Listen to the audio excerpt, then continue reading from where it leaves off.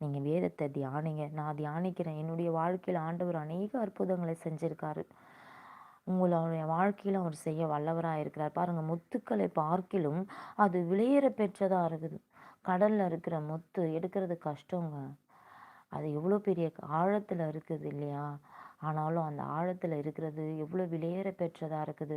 அதுபோல தான் தேவனுடைய வார்த்தையும் அது விலையேற பெற்றதா இருக்குது. நம்ம இச்சிக்கிற மாரிலாம் இல்ல. நம்ம சில விஷயங்களை இச்சித்து பெற்றுக்கொள்றோம். ஆனா இது இச்சிக்க முடியாது. இத ருசிக்கலாம். இத தியானிக்கலாம். இதன் மூலியமா நம்ம நன்மை பெற்றுக்கொள்ள முடியும். அதுதாங்க.